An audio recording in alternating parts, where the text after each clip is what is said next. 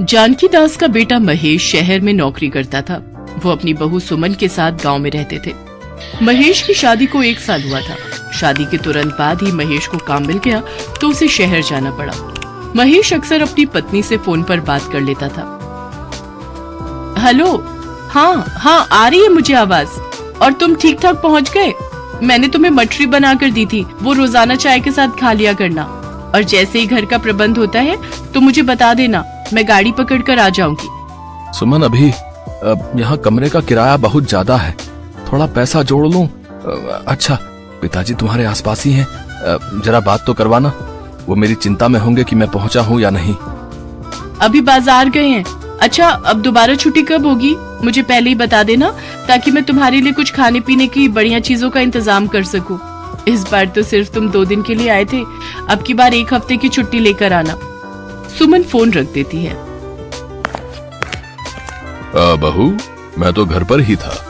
तुमने महेश को झूठ क्यों बोला? और तुम ये तैयार होकर कहाँ जा रही हो? अपने काम से काम रखो, बाजार जा रही हूँ सब्जी लेने। शाम की रोटी का इंतजाम करना है या नहीं? फिर रात को बोलोगे कि कुछ खाने को नहीं बनाया। आ जाऊंगी थोड़ी देर में। रोजाना इसका यही काम है, जब देखो घर से बाहर रहती है, पता नहीं कहाँ जाती है।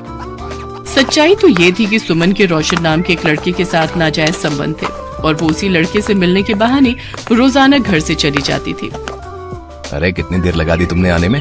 हैं? कब से तुम्हारा इंतजार कर रहा था जाने मन। क्या करूं मैं भी, वो बुढ़ा ससुर मुझे घर से निकलने नहीं देता। ऊपर से महेश भी बार बार फोन करता रहता है। उसने भी मेरी जिंदगी खराब की हुई है। पता नहीं कहां से इन गरीब भिखारियों के घर शादी हो गई है। जब देखो हर चीज को तरसती रहती हूँ। पता नहीं इन लोगों से कब पीछा छूटेगा। मुझे लगता था इन लोगों के पास कुछ होगा, इसीलिए मैंने मामी को इनसे शादी के लिए हाँ कह दी थी। पर ये लोग तो बिल्कुल भिखारी हैं, इनके पास कुछ भी नहीं है। अरे तो कोई बात नहीं, तुम्हारी सारी कमी मैं पूरी कर दूंगा। ये देखो, मैं तुम्हारे लिए शहर से क्या लाया हूँ। अरे वाह, ये तो बहुत सुंदर है। इतना सुंदर हार तो मैंने कभी भी नहीं देखा। अच्छा, तो पहन कर दिखाओ। अब तो रोजाना ही ऐसा होने लगा। सुमन अब बहुत ज्यादा खुल गई थी। वो अक्सर ही घर से बाहर रहती थी। महेश फोन करता तो भी वो फोन काट देती। एक दिन जानकी दास घर पर नहीं था। सुमन ने रोशन को पीछे से घर बुला लिया। आज तुम्हारा बुढ़ा ससुर घर पर नहीं है क्या? कहाँ भेज दिया उसे? कहीं ऊपर तो नहीं भेज दिया है? इतनी अच्छी किस्मत नहीं है मेरी।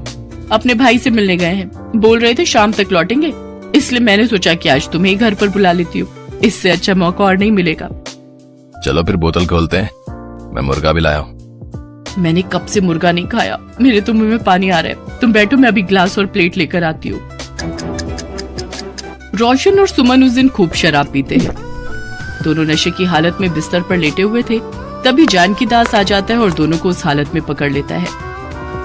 ये सब क्या हो रहा है सुमन बहू? तुम महेश के पीठ पीछे ये सब कर्म कर रही हो, तुम्हें शर्म नहीं आती?